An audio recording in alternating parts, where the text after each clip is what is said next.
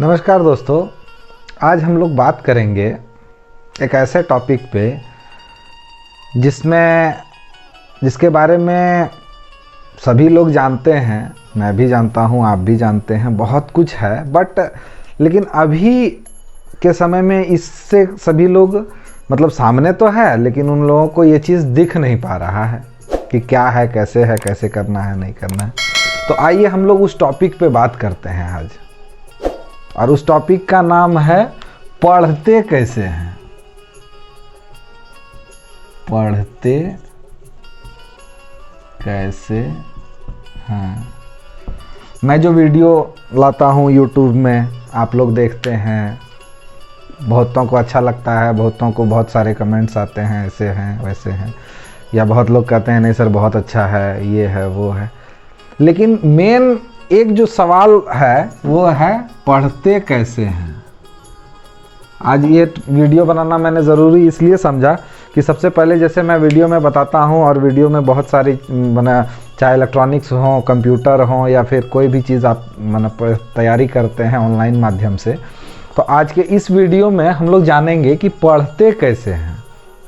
जितने भी वीडियो मैंने छोड़े हैं सब में सभी कहते हैं कि पढ़ो पढ़ो पढ़ो पढ़ो, बट पढ़ना कैसे है ये प्रॉपर ढंग से किन्हीं को पता ही नहीं है। या बहुत सारे स्टूडेंट ऐसे हैं जिनको पढ़ाई के प्रति उतना बस कह दिया माता पिता ने कि पढ़ना है, पढ़ो पढ़ो पढ़ो पढ़ो, पर कैसे पढ़ना है यह बात नहीं पता है उनको।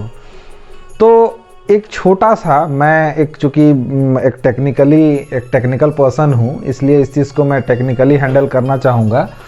सबसे पहले एक चीज़, आप इसे मैं 3 भागों में बांटता हूँ। जैसा मैंने लास्ट जो मेरा मोटिवेशन का वीडियो था वो लाइफ कैलकुलेशन वाला, उसमें क्या था कि मैंने बताया था कि ज़िंदगी में कितने साल लोग जीते हैं, कैसे कैसे करके कितने दिन आपको काम करना है।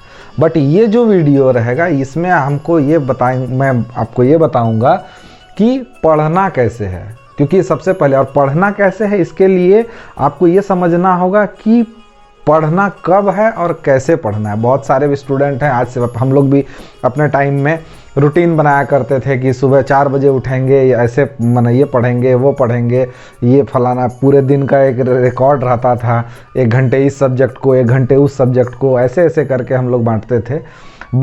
लेकिन ट्रेंड क्या है पढ़ने का, अभी जो मुझे समझ में आता है वो एक सवाल आता है ट्रेंड यानी प्रचलन पढ़ने का। कैसे पढ़ते हैं, पढ़ने का आखिर तरीका क्या है।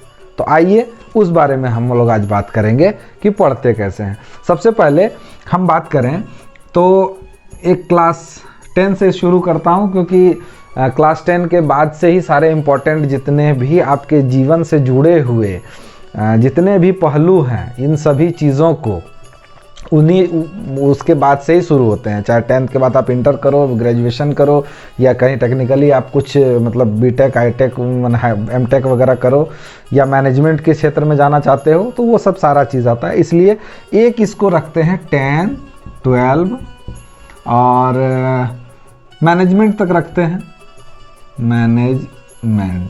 मैनेजमेंट तक की पढ़ाई को शामिल करते हैं। एक हमारा ये हो गया।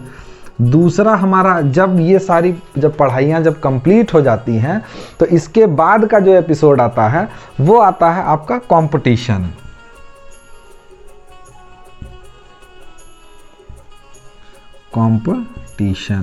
जिसमें आप बहुत सारे, जैसे रेलवेज की कुछ लोग तैयारी करते हैं, कुछ लोग बैंक की तैयारी करते हैं, इन सभी चीज़ों का, या फिर कुछ लोग एसएससी वगैरह की तैयारी करते हैं, ठीक है, कुछ लोग एसएससी की तैयारी करते हैं, इन सभी चीज़ों का तैयारी करते हैं। तो सबसे पहले ये समझना है कि इन दोनों में अंतर क्या है। आपको जो मैं पढ़ा रहा हूँ, ये क्यों पढ़ा रहा हूँ, कैसे पढ़ना है, इस बारे में जानना बहुत ज़रूरी है। और यह मेरा दायित्व बनता है कि मैं आपको इस बारे में ज़रूर बताऊँ कि इन सभी का उपयोग आप कैसे करेंगे। अब अगर बात करें 10 से पहले की, यानी 10 के पहले 9, 10 या 1, 2, ये तो आपका एक ट्रेडिशनल पढ़ाई होता है। ये जो है इसमें क्या होता है, ट्रेडिशनल पढ़ाई। ट्रेडिशनल। ट्रेडिशनल को हिंदी में अगर समझें तो इसका मतलब होता है कि परंपरागत। क्या होता है? परंपरागत, यानी परंपरागत जो पढ़ाई है वही चलता है। एक आपके पास बुक है, एक आपके पास सिलेबस है। सिलेबस नहीं भी है तो एक बुक है एनसीईआरटी का, वो आप पढ़ लीजिए। उसके हिसाब से अगर आपने उसमें जितना मेहनत किया, सारे क्वेश्चन उसी से उठाए जाएंगे और उसी से पूछे जाएंगे। ये है आज का मतलब पहले का ट्रेंड। और ये लगभग जो है ये आपके मैनेजमेंट तक में काम आता है। लगभग मैनेजमेंट में थोड़ा कम, लेकिन 10-12 तक तो आता ही आता है। एनसीईआरटी का बुक जो आता है वो आप पढ़ लो तो 10 और 12 के जितने भी प्रॉब्लम्स हैं मैक्सिमम उसी से पूछे जाते हैं और सारा चीज़ उसी से सॉल्व किया जाता है। अब आते हैं मैनेजमेंट की ओर। मैनेजमेंट में थोड़ा सा चेंज रहता है, कुछ कुछ अलग से आपको इम्प्लीमेंट करना होता है, प्रोजेक्ट वगैरह रहते हैं, ये सभी चीज़ें हैं। तो इसे हम लोग इसलिए ट्रेडिशनल पढ़ाई कहते हैं। ट्रेडिशनल पढ़ाई इन द सेंस परंपरागत, जो चीज़ परंपरा में है, परंपरा के अनुकूल, परंपरा के हिसाब से वो चीज़ रहता है, उसको कहते हैं ट्रेडिशनल। अब आते हैं कंपटीशन। हमारा फोकस इस पे रहेगा, ये हमारे लिए बहुत इम्पोर्टेंट है। ये इम्पोर्टेंट इसलिए है कि आज के समय में कंपटीशन को लेकर बड़ी होड़ मची हुई है। और हो भी क्यों ना, क्योंकि आदमी या स्टूडेंट के पास कोई ऑप्शन बचते नहीं हैं, कंपटीशन की तैयारी में लग जाते हैं। बहुत सारे ऐसे हैं लगे पड़े हैं, लेकिन ज़रूरी है बहुत सारे कोचिंग में कहीं बाहर रह के, कोई कोटा, राजस्थान, आपका कलकत्ता, मुंबई, दिल्ली, इन सभी सिटीज़ में रह करके इसकी तैयारी करते हैं। रेलवे हो, बैंक हो, एसएससी हो या दरोगा की हो या किसी भी चीज़ का हो, उसके लिए लगे रहते हैं कंपटीशन का।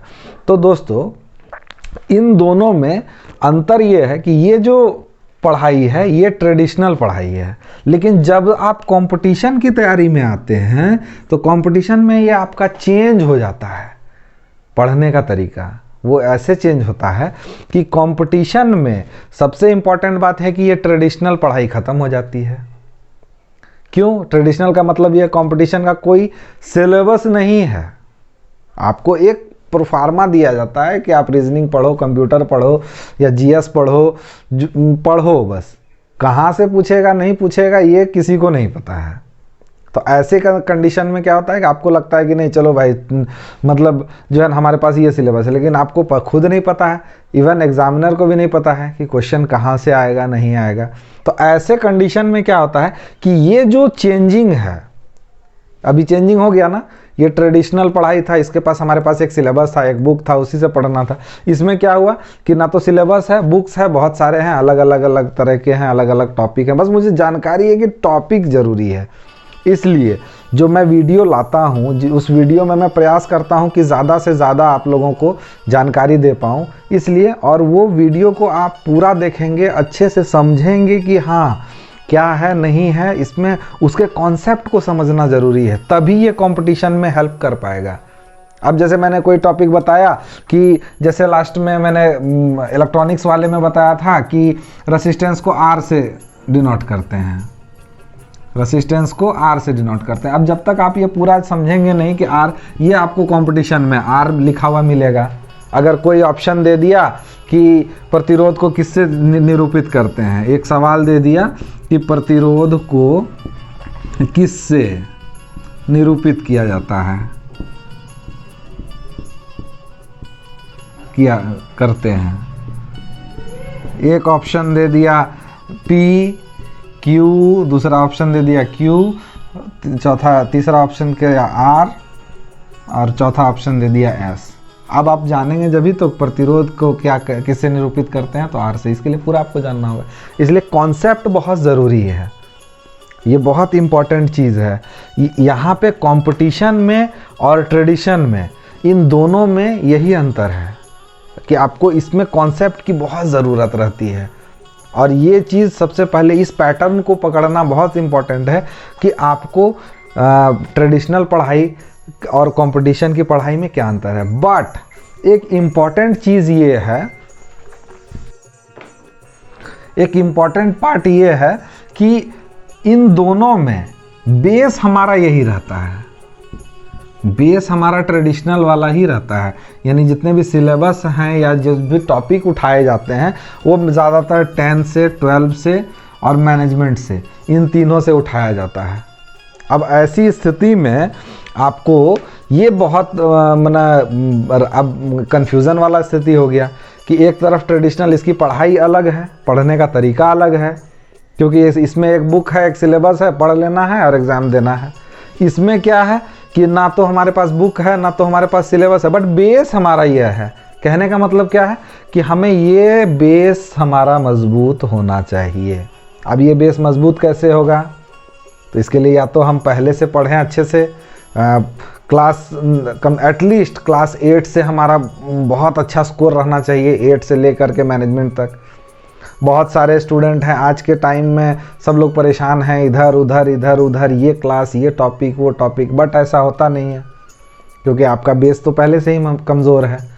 तो ऐसी स्थिति में मेरा आप लोगों से यह सजेशन रहेगा कि जिस भी टॉपिक को आप लोग पढ़ते हो या मेरे चैनल के माध्यम से देखते हो, उसे अच्छे से देखो, समझो। जहाँ पे नहीं समझ में आता है आप कमेंट बॉक्स में कमेंट करो, मैं उसके लिए ज़रूर वीडियो में आपका जवाब दूंगा। जैसे लास्ट टाइम एक कमेंट आया था मेरे को कि सर जो है ना, ये जो बताया आपने, मैंने लास्ट वीडियो में प्रतिरोध में मैंने एक एलसीएम का पार्ट दिखाया था, वो समझ में नहीं आया उसे। अब एलसीएम का पार्ट अगर आपको नहीं समझ में आ रहा है, दैट मीन्स क्लास 8 में एलसीएम का आता है। एलसीएम में क्या होता है? एलसीएम जैसे मैंने बताया था, उसमें 2, 4 और 6 इस 3 का एलसीएम लिया था मैंने। इसका एलसीएम करने का क्या होता है तरीका? 2 से यहाँ लिया, 1 बार में, 2 बार में, 3 बार में। अब इस सभी को गुना कर देते हैं, 3 दूना 6, 6 दूना 12, तो हमारा एलसीएम हो गया 12।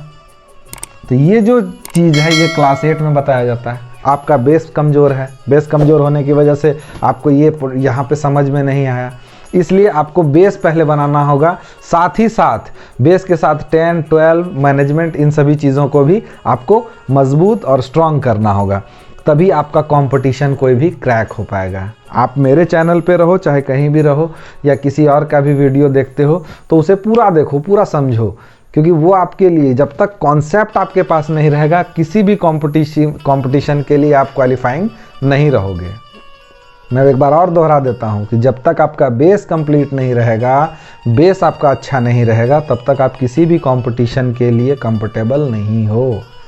आपको वो बेस, आपने पहले अगर गलतियां की हैं, पहले ध्यान नहीं दिया तो कोई बात नहीं, अभी आप ध्यान दे दो। अभी यूट्यूब पे बहुत सारे हैं, मेरे इस चैनल पे बहुत सारे ऐसे हैं जो कि आपको बहुत सारा स्टडी मटेरियल कंटेंट इस चैनल में, आपको मैंने तो पहले ही कहा था कि 9 क्लास से लेकर 12 क्लास के सभी जितने भी साइंस, इंग्लिश और मैथ, कंप्यूटर, इलेक्ट्रॉनिक्स, इन सभी चीज़ों का इसमें वीडियो उपलब्ध कराए जाएंगे।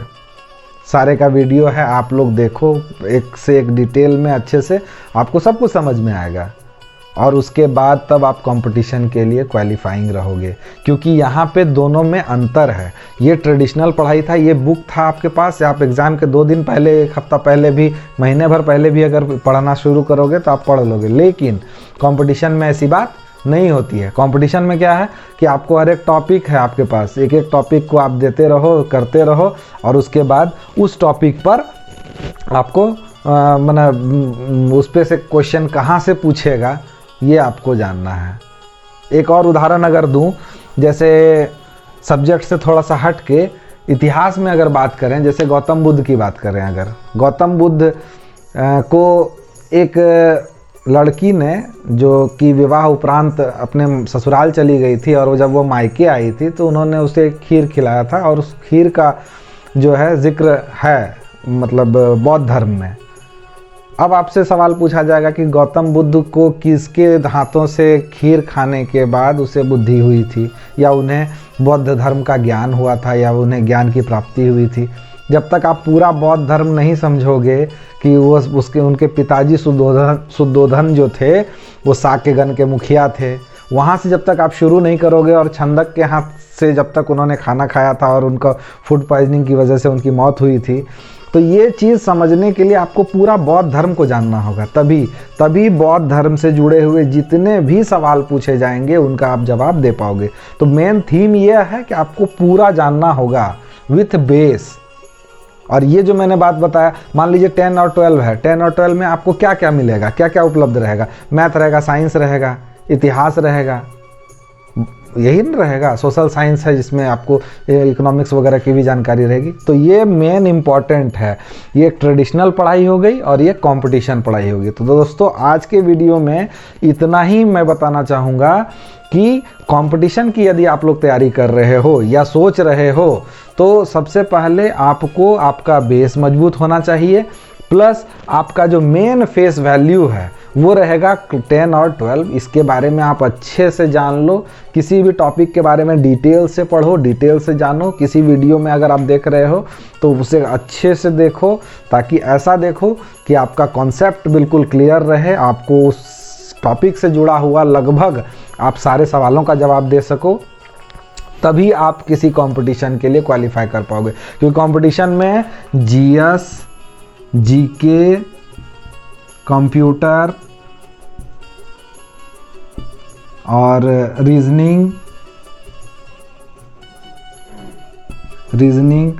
ये सब जो टॉपिक होते हैं, इसमें भी क्या है कि आपको सारा चीज़ जानना ज़रूरी है।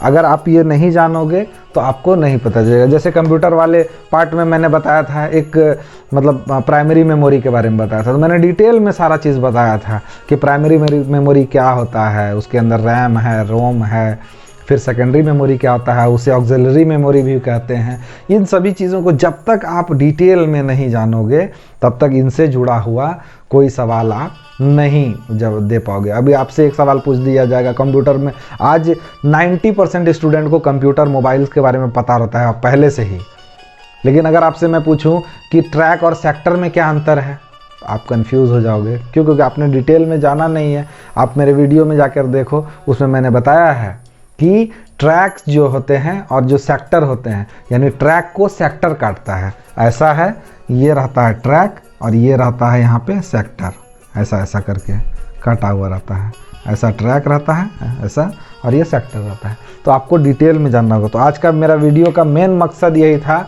क्योंकि मुझे लगा कि इस प्रकार की कमी आती है और एक आप लोगों को इस बारे में मोटिवेशन देना बहुत ज़रूरी था कि आपको जो भी पढ़ना है वो डिटेल में पढ़ना है, प्लस जो है बेस आपका 10, 12 और मैनेजमेंट या फिर जो भी ग्रेजुएशन है वो वगैरह वो सब रहेगा।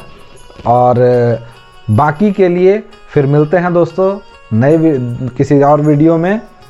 अगर आप लोग इस चैनल पे नए हैं तो please subscribe my channel, share, ताकि इस तरह के वीडियोस के लिए मुझे मोटिवेशन मिलता रहे और मैं और इससे अच्छी वीडियो बनाने का प्रयास करूं। ठीक है, तो धन्यवाद, जय हिंद।